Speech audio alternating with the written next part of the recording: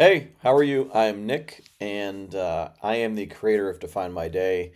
And this is a live recording of the Defining Life podcast. I'm broadcasting this right now on Facebook and on YouTube. Try to give you guys a more interactive experience for the podcast this week. See how it goes. If you happen to be catching this, a recording of this, go ahead and leave a comment, and we can still come back and circle back and give you a response to whatever question or comment you have. You can always catch this podcast on Spotify, Apple Podcasts, Google Podcasts, all that stuff. We drop those on Monday nights, Tuesday mornings, and we try to get them out every week. I did take a week off last week because I was just doing so much. There was just too many things going on, and I did not have time to get the podcast recorded and edited and out. So we are going to do a live one today. What I did do last week was announce the first 14 or 15 winners of the people who commented on our posts for the first month, the first half of May, which is Mental Health Awareness Month. And we gave away a prize for each day of the month. Everything from free planners, stickers, some T-shirts. It was pretty fun, pretty cool. So look for our posts, even including this one, on Facebook, on Instagram, on TikTok, on YouTube. Leave a comment, and we might pick you to give a Define My Day planner. Um, uh, there's a lot of things we have. We have pens we gave away, all sorts of things. So check that out if you're interested, and leave a comment, and we might pick you. We did not get a comment on, I think it was May 15th. And that was the day we had on the calendar to give away a Define My Year. So that would have been either 13 Define My Day planners or four of the Define Life Planner or Define My Day Platinum, but nobody won it because nobody commented. So feel free to comment and get some free stuff. Even if you don't want it for yourself, whatever you win, you can always give it away. It's always a nice little like, here, I'm thinking of you. Try this out. Today we're going to talk about I'm gonna give you seven more mental health tips. These are like seven tips to that you can like do small things to improve your mental health. In honor of Mental Health Awareness Month. We've done 14 already in the previous podcast episodes, and we're doing seven this week, and we'll do seven more next week to close out Mental Health Awareness Month.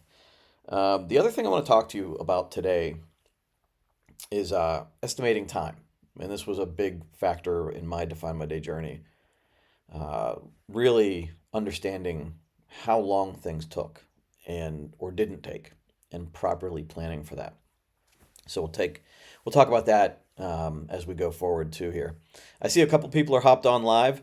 Feel free to comment or ask a question. I'm here for you today. So as you're listening along, if you have any kind of question or comment, please do, and I'll circle back and say hello. Ginny says, good morning. Good morning, Ginny. Good to see you. Thanks for joining me. I used to do this a lot a couple of years ago. I went live at some point through COVID. I was going live every day and recording these every day. I haven't done it in a while.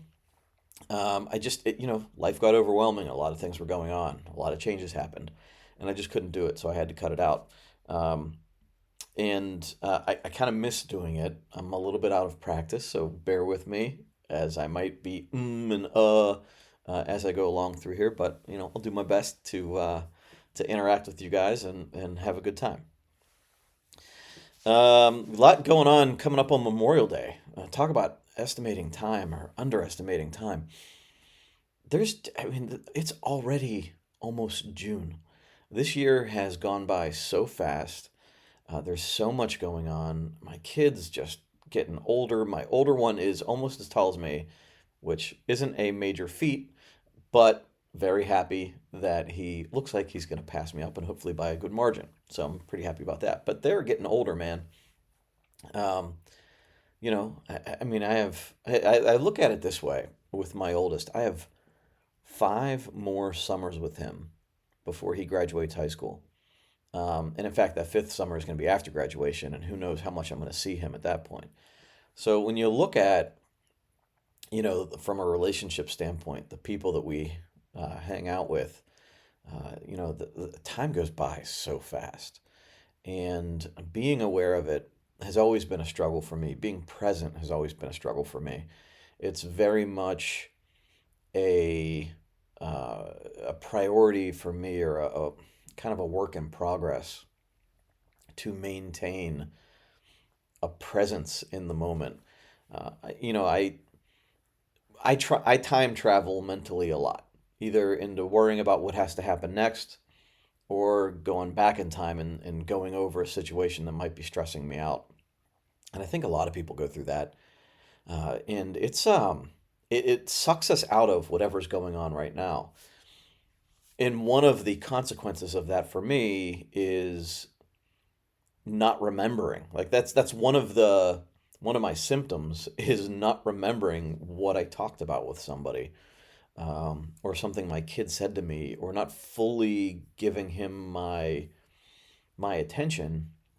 And then they can feel it. Like even if it's not your kids, if it's a relationship, a different relationship, even somebody at work.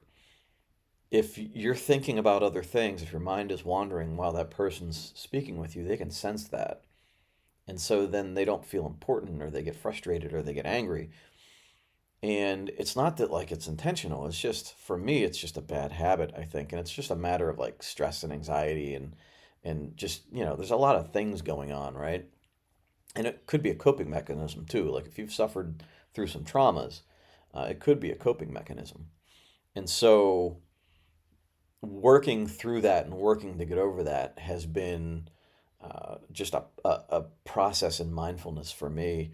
And I think meditation has helped. I think that, just really practicing focusing on my breath, or, um, you know, uh, even the task that I'm working on.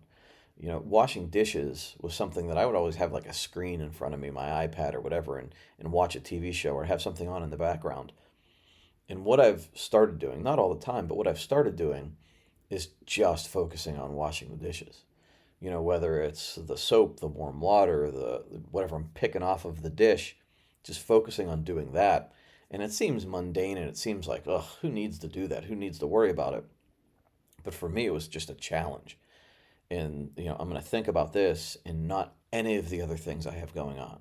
And I'm not going to distract myself with a TV show. I'm not going to distract myself with an episode of Seinfeld that I've seen 20 times. And I do it with work. Like if I'm packing orders, I think about that, just like simply just like putting tape on the box, putting the product in the box, like that sort of thing. And then when it comes to more important things like content creation for this business, or sitting down with somebody that's important to me, the result is me doing better work, or me having a better conversation with somebody where I'm present and not thinking about anything else. Driving is another place that you can practice this. How many times do you drive and you go on autopilot and you're thinking about other things that have nothing to do with driving, right? It happens all the time. I listen to audiobooks, so I almost train myself to do it because I'm listening to an audiobook while I'm driving, or even listening to an audiobook while I'm doing other things around the house. And so it's that I don't want to say culturally acceptable, because it's not a cultural thing, but it's just a common thing where we're always feeding ourselves something else, whether it's music or audiobooks or TV or whatever, while we're doing something of importance, or something that we should just maybe just do in silence, like a moving meditation in a way. And so, bringing this all back, the result for me is a better ability to be present in what I'm doing, especially when it comes to spending time with my kids. I realize how fast it's going by, and the more I pay attention, the slower it goes in a way, but also the more meaningful and impactful the memories are. And I can remember the moments better. And so I can carry that with me even when they're not around anymore. So that's my intent with it anyway. So it was it's it's something I'm working on. And all of the things that I do with the Define My Day planner, all the ways that this was built was just to help with that. And it's taking like currently taking years for me to do this, to bring it around. But I'm glad I started when I did. And I tell that to anybody that even if, no matter where you are in life, if you start now, 5 year later, you is going to thank you. So whether it's eating better, exercising, mindfulness, learning how to prioritize your day better, learning how to heal yourself from whatever happened in the past. If you start today and just do a little bit today, you don't have to do it all today. Just do a little bit today. You'll thank yourself in 5 years rather than putting it off and waiting. So that's where I'm at with it. I'm still working, but that's the part of this, the everyday figuring out my priorities, like being mindful with that. Every day thinking about what I appreciate. Every day identifying what's going to distract me and pull me off my path so that I can stop engaging in that stuff. And then everyday journaling, which is the hardest thing for me. I don't want to journal. I don't like journaling until I start. Like I can sit down and think, there's nothing important for me to say.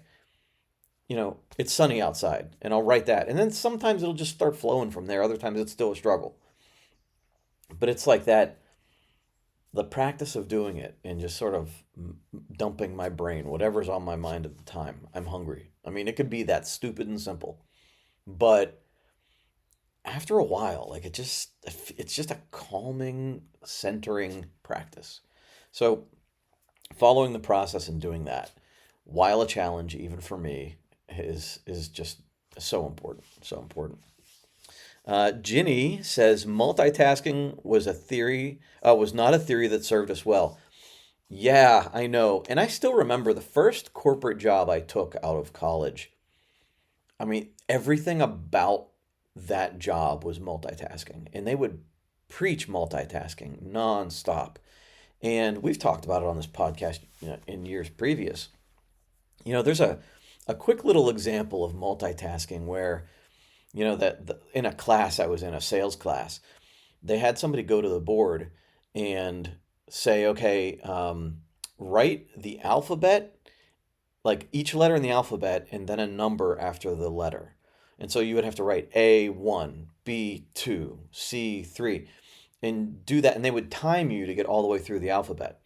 And then they would have you write the alphabet all the way straight through, and then the number of numbers that it took to get there. What was it, 23, I think, letters? And they would time you doing both. And going from letter to number took a lot longer than just going straight through the alphabet and then straight through the numbers. And that was just like their quick way of saying, like, the brain switching gears like that it's not natural, and it slows you down. And the brain, while you might feel like multitasking, you're doing two things at once, what it's really doing is what they call task switching. And when you train your brain to rapidly cycle between tasks, whether it's two or three, you're training yourself not to be able to focus on one specific thing. And being able to focus, deep work from, like Cal Newport's book, doing deep work is incredibly important. And it's getting into that flow state. It's getting into that, like, where it's almost like you're so into it that time flies by, and then you look up and you're like, wow, I was just here for 45 minutes. I got so much done, and I didn't even realize that it was going on. Like, I was just going, going, going, and it didn't even feel like work. But then you pull away and you're like, you almost feel exhausted, but you're just like, oh, wow. Wow. And then you need to get up and take a break, walk around, have a coffee, or, get some fresh air, whatever. But that's where great work happens, when you're in the flow state, when you're in the zone. And you can't do that when you're multitasking. It just doesn't happen. Anna says meditation and mindfulness is just training the executive function of your brain to work better. Yeah, absolutely. It's training is the key part of it, like practicing meditation, practicing mindfulness. It's not saying I'm going to be mindful. It's I'm going to practice being mindful. And it just builds the skill one brick at a time. And I always go back to thinking about what meditation was for me when I first started doing it years ago. 2 minutes was brutal, brutal. And I wish I would have had the mindset or the concept that the reason it's so hard is because I need to do it, right? It's like, it's not that 2 minutes isn't hard for somebody that has a good way of being mindful, that is okay with being calm and in their own thoughts.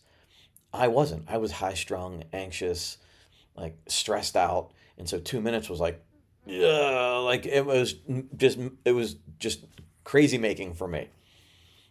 And that was a good indication that I needed to do it. It's like, try to jog for a mile. And if it's almost impossible, well, that's a good indication that you need to do more cardio, right? You need to exercise more. If you can't walk, across the house without getting out of breath, then that's an indication that you need to practice more. If you can't sit and be mindful for 2 minutes, let alone 20, that's a good indication that maybe you need to practice more mindfulness. And over time, and that changes. Now, I mean, geez, now I sit, the hardest part is actually my legs falling asleep, but I can sit for a half an hour downstairs and meditate. And you really, like, once all the crazy, like, all I have to do thoughts start calming down and you really start getting into a meditative state, it's so calming. And then you kind of snap out of it and you're like, wow, all right, all right, let's go. And you can move on to your next thing. Ginny says, Define My Day has helped me be more present too. Thank you. I love journaling. Awesome. I love to hear that. Thank you. Going to get back to my priorities and catch up with this another time. Have a great day. Hey, I appreciate you stopping by. Thank you very much. All right, so going to the underestimating time aspect of this, this was, like you have all these things planned for your day, and you have all the right intentions to get it done, but then at the end of the day, you look at your list and maybe you checked off a couple things, but you realize there's a lot more left over. And now it gets kicked into the next day or the next day after that. And it's just overwhelming. And so then it's almost discouraging to even start because you didn't feel like you made any progress. And then if you don't start, if you get overwhelmed and you just feel stuck and you take your mind off of it and go do something else, then it's just piling up even more, and it just becomes just sort of a toxic situation. And I have an example of how this happened to me this weekend. I've been doing more than a weekend. It's been a month. I've been painting my pool for the past month, and that has just been a time-sucking situation. Something I thought I was going to be able to get done in 2 weeks, and it's literally been 5 or 6 weeks. Because problems pop up, equipment breaks. The rollers. I would buy rollers, and I'm just doing so much because it's just a large area, and I'm pressing on it, and then it would snap or whatever. And so then you have to run back to the store, and each trip to the store takes time, and it just turns into a time-sucking situation. But it has to get done, right? And so, and it takes energy. So all that energy to do that, like I walk in the house and I'm sore from 6 hours of painting, and then I can't do the next thing because I'm exhausted mentally, physically, whatever. And then you don't sleep well, and it's like you have dreams about this thing that you were doing because it's just so mentally consuming. And so it just cascades. And that's why we have to protect ourselves and monitor what we're doing, where we're spending our time, where we're putting our attention, and make sure that it's in the places that are valuable. Now, for me, the pool had to get done. So, but it also had to take time away from other things. Couldn't take time away from work. It couldn't take time away from my kids. So what it did take time away from was my leisure time. It took time away from my exercise time either. My exercise routine is off right now. And I say it's okay for me because I was getting so much physical work done working in the backyard. So that's my mental trade-off in there. But I also know that there's other things that have slipped by, like, taking care of certain things in the house, like mowing my lawn. My lawn probably should have been mowed twice as often as I've been mowing it. I still haven't mulched my beds, my flower beds. That's something that's going to happen next week or the week after. there's a lot of cleanup I still need to do. But the priority was the pool. And then I had to let go everything else. Now the pool's painted, filled, like we're good to go. I have a couple of loose ends like putting the lights back in. But, this past weekend I wanted to put up a privacy blind. So I put up a wall behind the pool for some visual privacy. And I figured, well, I'll be able to get this done today, right? Well, I had a block of 3 hours. I had to take my kid to football and come back, and I figured out a couple more hours. Well, we start putting it together, everything's rolling fine, but the cement that I'm drilling into, my drill bit won't work through it. So I get a new drill bit at Home Depot, come back, try the new drill bit. That one's still not working. So now I feel like, okay, maybe it's my drill. And I just happened to be talking to one of my neighbors. He's like, oh, I have a drill that's for that. Once I got this drill, it was like drilling through butter. But the problem is, I spent hours trying to resolve this problem before. So now I'm not finished yet. It's now into day 2 of this project. I'm gonna have to do it later tonight. And it's gonna take away from anything else I had planned on doing later tonight. And then that stuff's gonna get kicked until tomorrow, and it's just gonna cascade down the line. So, my point in all of this is that gaining the awareness of how long something's going to realistically take is huge. And then not piling on other things that are dependent on us finishing this or that need to get done, like properly understanding the priority of how things need to happen.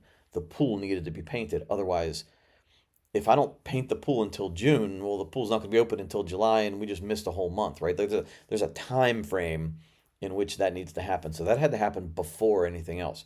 If I don't get mulch on my yard until June, not a big deal, right? Unless I really care how much people think about my yard at this point, which, again, it's more important for me that my kids are in the pool swimming than me with any neighbor saying, hey, his mulch looks good, right? With this privacy thing, I wanted that done so that just to add to the enjoyment of the pool, and I didn't think it would take so long, but again, it did. So now other things are getting kicked down the line. But once this is all done in the backyard's done, right? And then I can move on to other things, and it won't be such a big project. Now the mulching will be a big project, so I'm gonna have 10 yards of mulch I have to move around. But again, that's gonna be physical labor for me. I look at it like it's giving me the exercise that I'm cutting out of my calendar because I'm doing all of these other things. But the thing can go, the work projects were always something that we had to estimate properly. Now, in my IT business, we had to estimate them properly so we got paid properly. But you also don't want, if you're doing a project, you're interrupting somebody else's business. And so you want to properly estimate that time so you're not interrupting their business.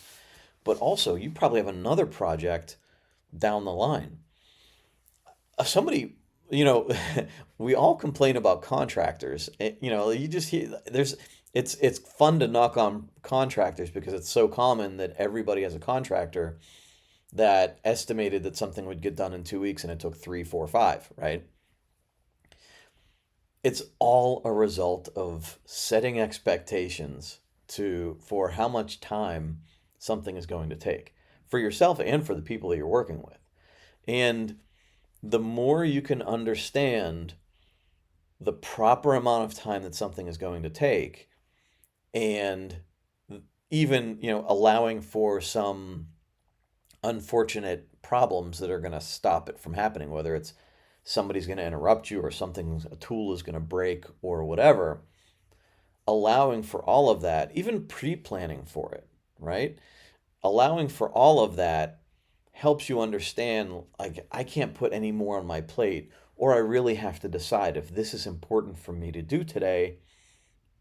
Is it really more important than everything else? Because this is going to suck up realistically 3 hours of my day. You might think to yourself, oh, this will take an hour, not a big deal. But then it takes longer, and now everything else you wanted to do can't get done. And so the more we can understand the realistic time frame that any project is going to take, whether it's folding laundry, a project at work, or a project outside, or running the kids to the store, or running to the grocery store, whatever you think you're going to do, um, having that realistic time frame in your mind helps you decide, does this really need to be done right now? And is there anything more important? Or, I'm going to have to allow for other things not to get done because this is that important. And so how do you do that? How do you understand how long something's going to take? A lot of times, if you've never done it before, like I've never installed this privacy thing before, so I don't know how long it's going to take. I've never painted my pool before, so I didn't know how long it was going to take. I just knew I needed to get it done. So, I researched how long something like this might take as far as the pool's concerned. Um, but I still wasn't prepared for it, like for the realistic, ability, the realistic time frame that it would take. But once I did one coat of it, I knew going forward how long it was going to take, and I could block off time that way. But for stuff you routinely do that you are aware of, what I would do is go back, think back to how long it really took.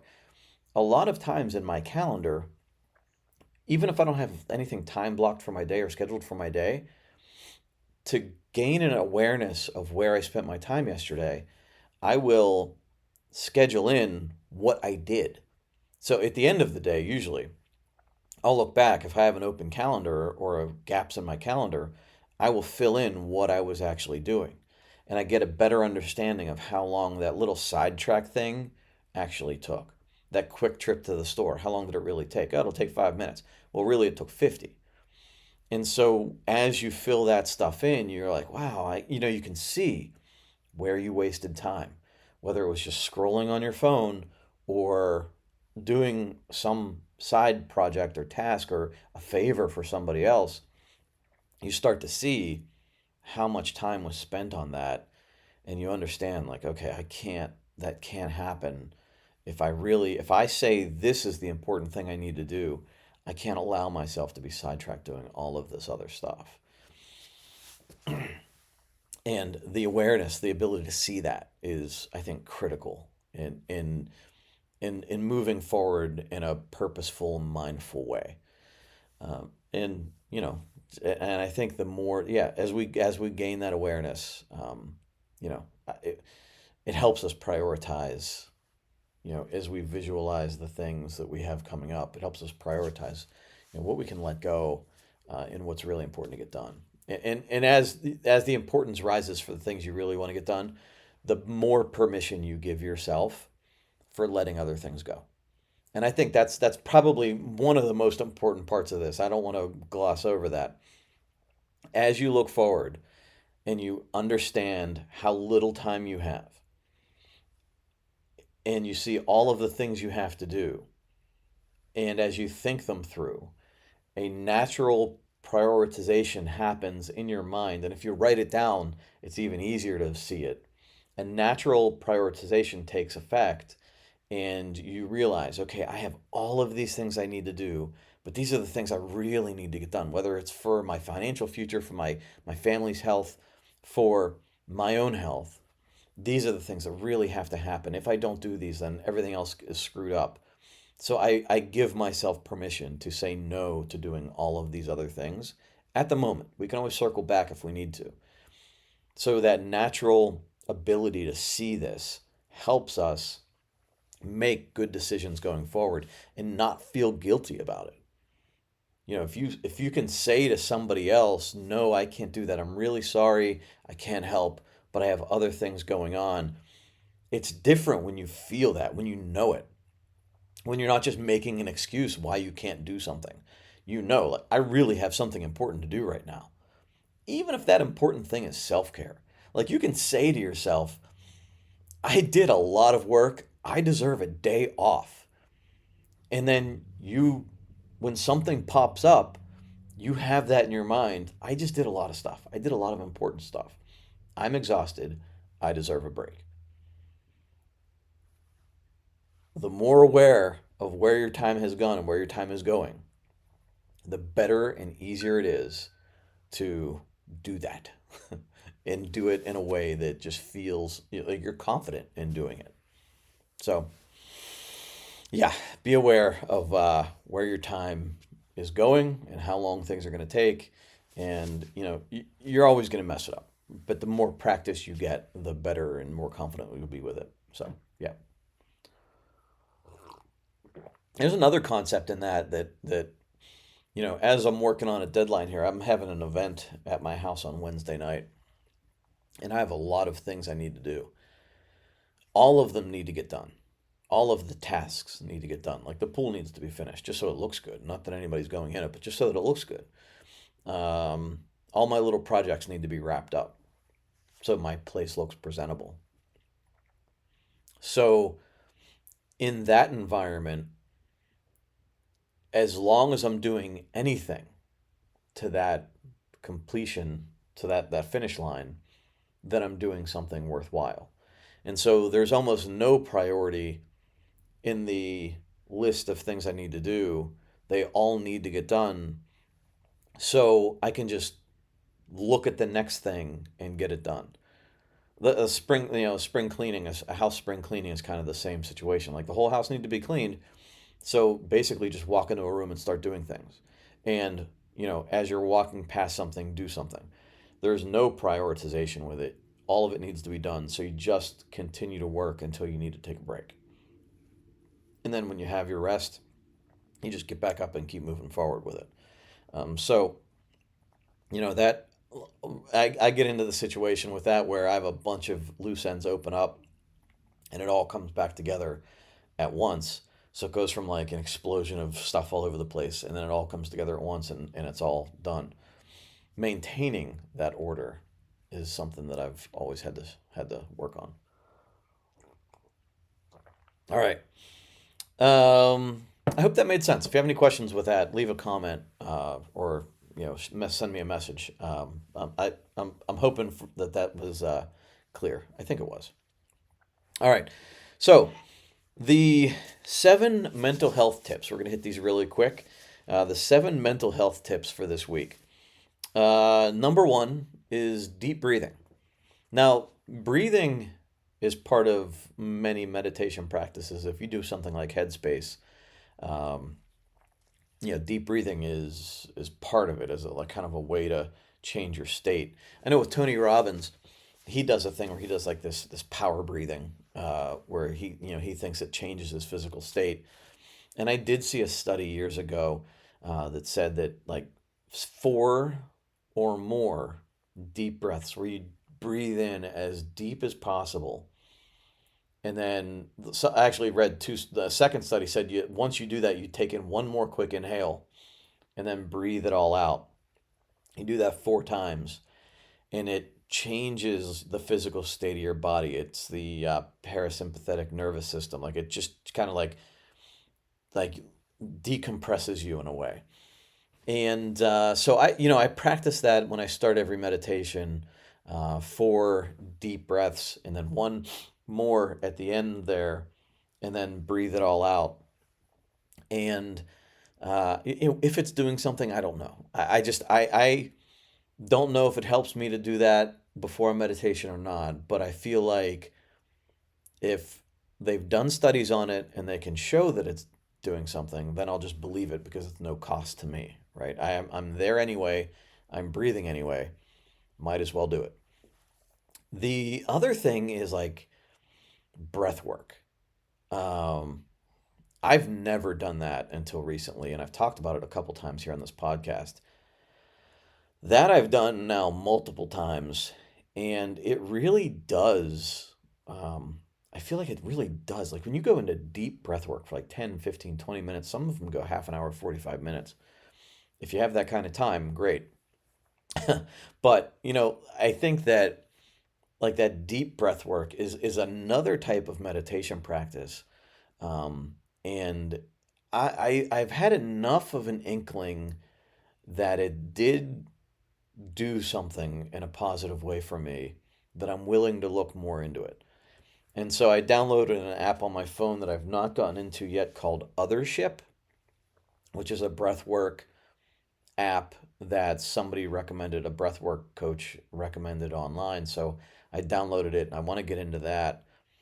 But as far as just the ability for it to calm your body seems pretty interesting to me and something I want to get more into. The other thing, if you've seen the Netflix documentary How to Change Your Mind, it's all about psychedelics and stuff. And there, I listened to the book also. It's an interesting field. I'm interested to see where it goes. But one of the guys that they interviewed in that book, or that the author interviewed, said that once psychedelics were made illegal back in the 70s or late 60s, he went deep into breath work and said that he could have the same sort of outer body experiences doing intense breath work as he could with psychedelics.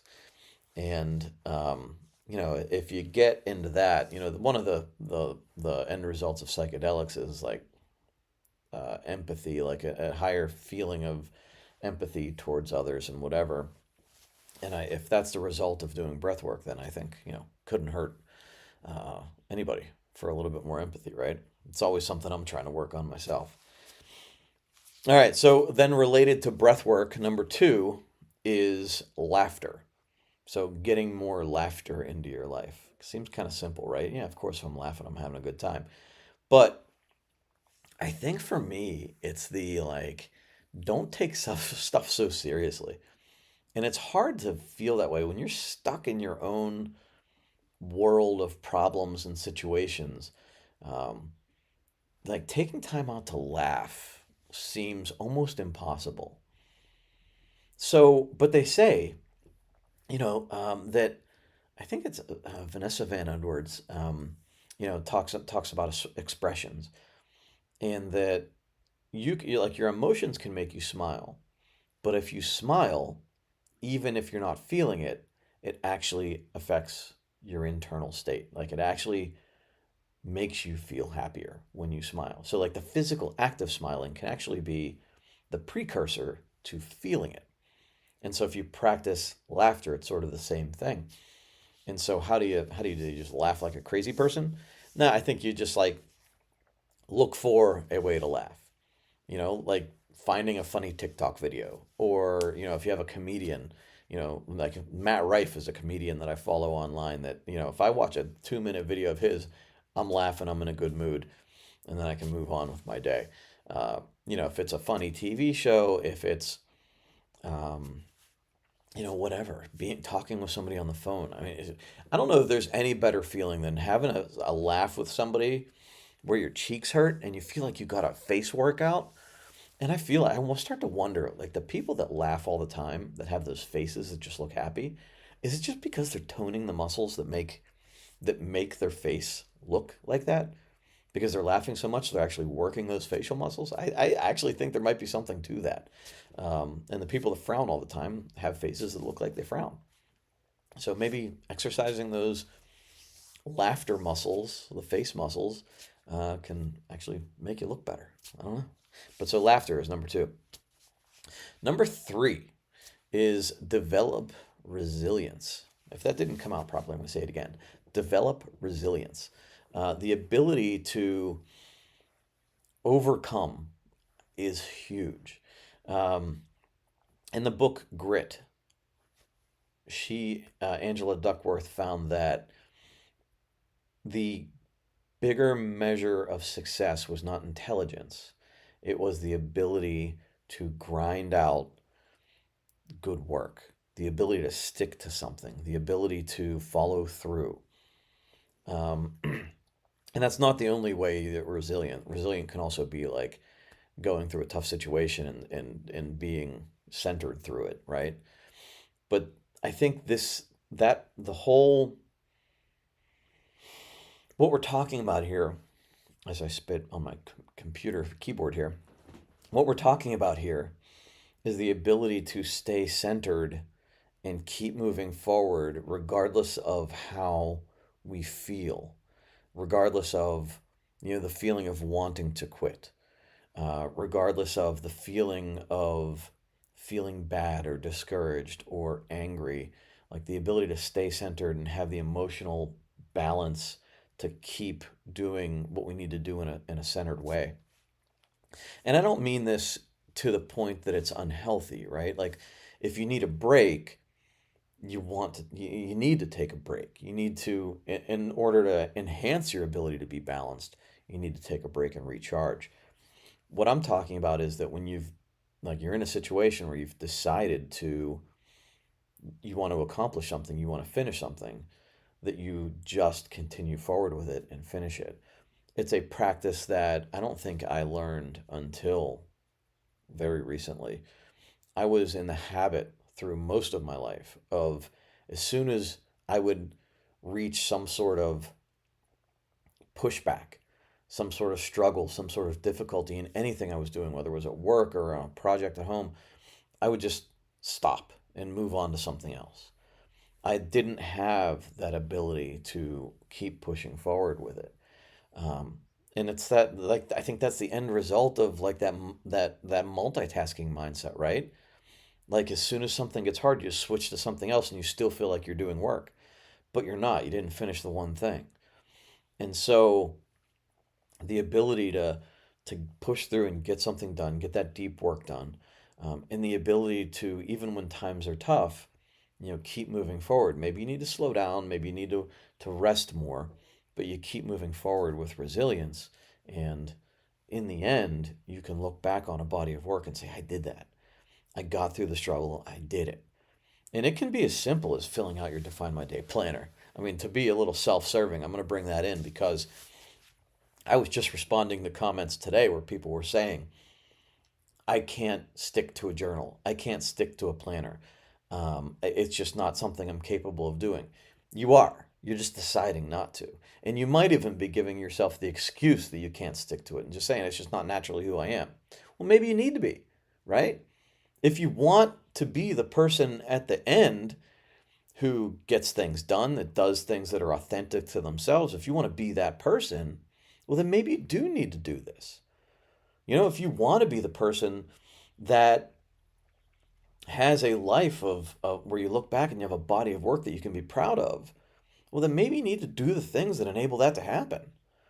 And if you're not going to do those things, well, then you're just going to be in the situation you're currently in. What you've done has got you where you are. So you need to change things a little bit. You maybe need to do things that are not natural, whether it's mindfulness, whether it's filling in a planner, whether it's journaling, whether it's doing breath work, whatever it is. If what you're doing isn't working, maybe you need to do something new. So try it. All right. The next one is getting out in nature. And I don't, there's again, people talk all the time about how when you get into nature, your body relaxes, blood pressure goes down, all this stuff. Um, why? Maybe there's some sort of connection with nature, with, animals, trees, fresh air, whatever. Maybe it's grounding, maybe whatever. Um, I don't know. I know for me, hiking, riding a bike through the woods, whatever, in recent years, I have found boring, right? Um, Tiring, feet hurt, bugs, I mean, it's hot, sweaty, whatever, right? But when you're done, you do feel better. And I think that the major hurdle is stopping your mind. And I think this goes back to mindfulness. When you're in nature, especially if you don't have your phone with you, if you're in nature, you can't do anything but focus on where you're stepping or focus on what's happening around you or the scene, the mountains in the background, or, you know, hazards that might be in your way, or birds chirping, or whatever, deer running through the woods. You can't help but focus on that. And if you're somebody that's typically distracted, like going back to what we've just been talking about this entire time, if you're somebody that's time traveling and thinking about the stress that's happening in the future or the bad things that happened in the past, and you have a hard time being present, then it's also going to be hard to walk in nature. And so it goes hand in hand, I think. If you're in nature, if you spend time in a park, if you go out in the woods, go on a hike, go on a rafting trip, whatever, it's unnatural for you to feel present. And so you're almost not going to enjoy it. But the more you do it, the more you practice being present, the more you'll enjoy it. I don't know that you'll get over the bugs. I can't get over the bugs, but I do know, especially in recent trips that I've taken, doing hikes or whatever, even when we got lost a little bit, it wasn't awful. It was actually quite fun, and when we were done, while tired, still had then like some great conversations, and it just was it's a change in state. It's again changing from being stuck in this multitasking, stressed out mindset to now just like almost being like naturally who we are. And so I don't know, I'm not naturally the nature boy, right? But I do know there's something there. And if you can spend 5 minutes taking a walk or sitting outside and just listening to the birds for 5 minutes, um, I don't know that it's impossible to find that kind of time. It's only 5 minutes, and if you can make 50 minutes, fine. But if you can only do it for five, then just try that. And uh, I think we'd be better for it. Yeah. All right, the next one, number what are we on? Five, music. Um, Good music puts you in a good mood. I look at the journey I've been on for the past year and a half, since I got separated. I've sort of used music as a way to mark my progress as a person.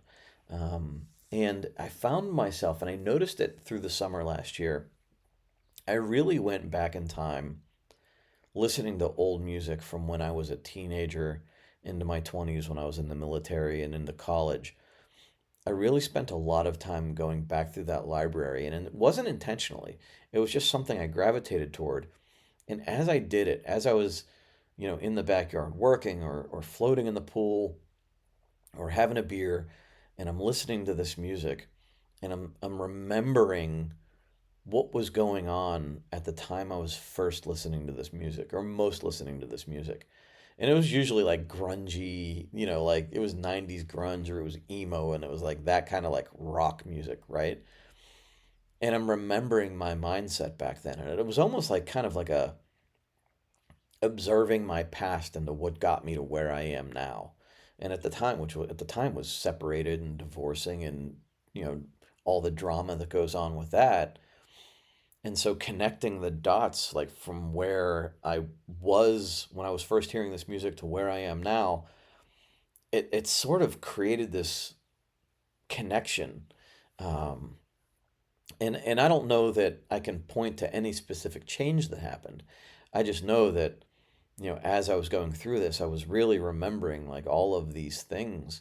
Um, and it kind of took me on a little bit of a journey, like my own history, as the music was sort of like the timeline for me. And I hit some 80s hairband music and, did all that. And I've naturally gravitated toward, right now, I'm listening to a lot of like happier music, chill music. And my kids even commented on it this week because I was listening to like 311 or Dave Matthews or trying to think of what else I've been listening to. But it was not as angsty as the stuff I had been listening to. Like, in fact, the past couple of months I've been listening to a lot of Linkin Park, right? And so it's not as angry, it's not as angsty, and now it's like chill music. And it's almost like following that progression of like how I've grown. And so my kids were like, Dad, you're listening to like chill music now. You're over your emo stuff. And I was like, yeah, like I'm sure I'll go back to it, but right now the mindset I have is very like chill and enjoying what I'm doing today, whether it's working or relaxing, and it's just kind of a happy vibe. And it's sort of it's not. I don't really use music as a way to pump myself up, but it definitely is an indication, depending on what I'm listening to. It's definitely an indication of where I am, from in a mental state. And the stuff like Linkin Park wasn't like I wasn't in a bad mood listening to it, but I was almost sort of observing the way I felt when I was listening to it originally 20 years ago. and understanding who that guy was. On the flip side, if you do want to use music to help you focus, what they have found is that instrumental classical music will help you focus.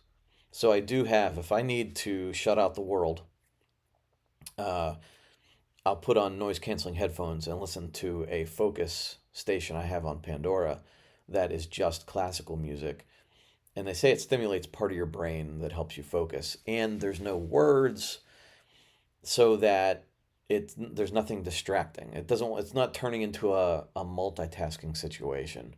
Like leaving the TV on in the background while you're working or leaving the radio on, it has that effect of pulling your attention away.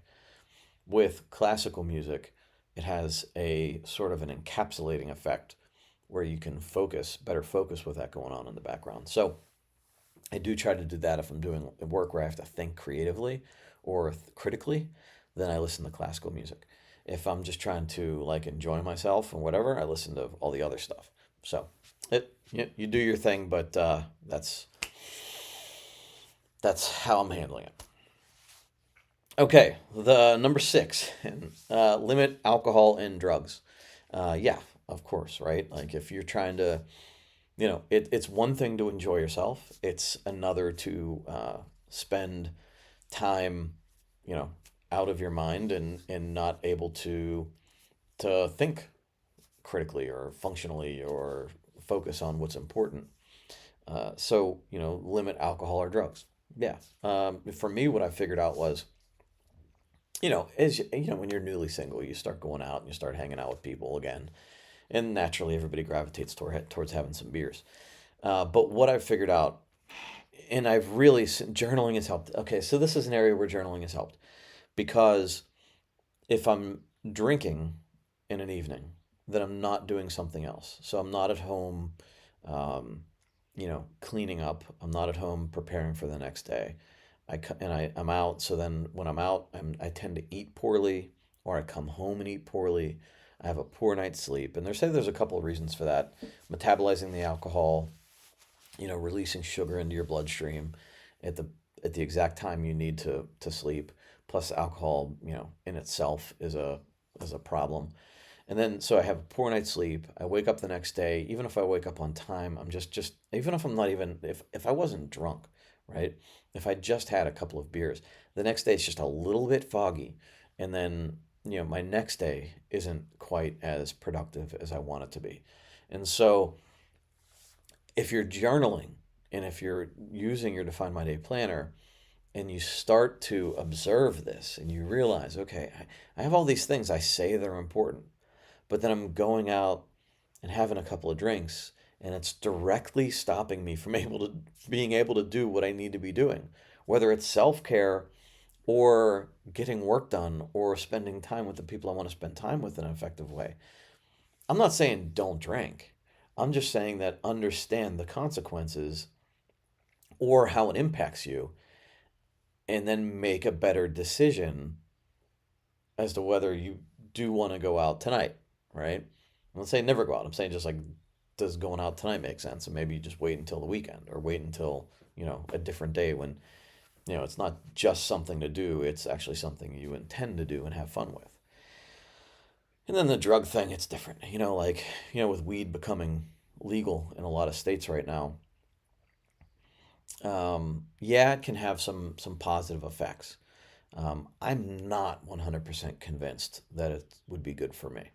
And I certainly wouldn't want my kids getting into it. There's studies that talk about how it affects kids' brains and their inability to focus, which is not something. I think we have enough things to take away focus. Does it help with stress and anxiety? Yeah, but is it just numbing? Is it actually solving the problem? So we have things we're stressed about, we have things we're anxious about. Are we avoiding resolving them by escaping with weed or drinking or whatever? So it just depends. Like you have to, the more you are aware, it's all about awareness. The more you are aware of the impact on you, the more you can make an informed decision. And so then you can decide, like, yeah, I'm going to smoke weed today. And if the result is that you are more relaxed and you are better able to function the next day, then great. But if you can, like I did with beer, look at it and say, you know what? It's not just tonight. Like if I have 2 beers tonight, it's not just tonight. It's tomorrow morning. I'm going to feel just a little bit off. And is it worth it for me to do that? And then you can get into worse things. Like maybe you behave like a jerk. Maybe, um, maybe it's causing physical problems. Maybe you get in trouble, right? Maybe, whether it's DUI or whatever. There's you really have to figure out if that's worth it to you. And generally, I would say it's not. And um, it comes back to, again, knowing what your time is worth and how much time you're going to put into doing these other things. Look, I drink. I have drinks with guys across the street. I have drinks with friends. I go out, but I am more aware of the impact. And now I make a better, more educated decision as I decide to have a beer or whatever. So limit it. I say limit it sounds restrictive. I would say grow your awareness of its impact on you. Okay, and then the last one is self-compassion. And this is something that I have grown my awareness of in myself, um, that I don't think I quite understood it for the longest time. Um, Self-compassion is understanding that you're not going to get everything right, and neither does everybody else. So you have some empathy towards other people. I think the more compassionate you are towards yourself. Like if you can be kind to yourself, it's easier to be kind to other people. When you're constantly criticizing yourself, you also find yourself constantly criticizing other people. So I think it has a holistic effect on the world. But understanding that you're going to make mistakes, that you're not going to do everything perfectly, that you can keep doing better tomorrow.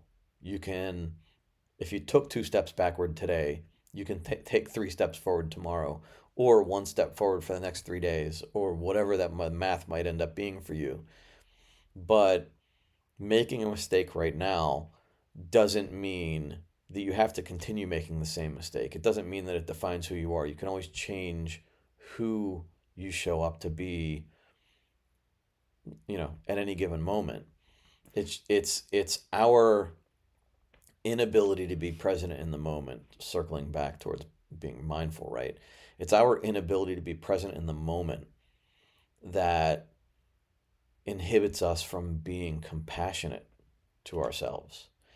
And there's a lot built into self-compassion and the inability to be compassionate towards yourself.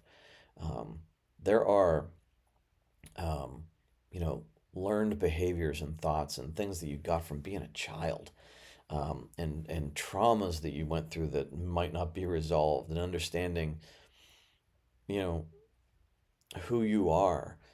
And it all comes back to just not being overly critical, seeing what maybe you need to change and where you need to grow, but not beating yourself up. And that can happen, circling back to Define My Day, again, being self serving with it. That can happen when somebody buys a planner and they don't do every day or don't finish the thing that they said they were going to do today. It doesn't have to be a practice in beating yourself up over it. You look at it, you look at the reasons why you didn't do it or didn't follow through on the thing you wanted to do or the thing that you said was important, and you understand it. And so you seek to understand, like, why did I not get this done? Did something get in my way? Was I just running out of energy? Am I being avoidant? Do I need to just practice more mindfulness?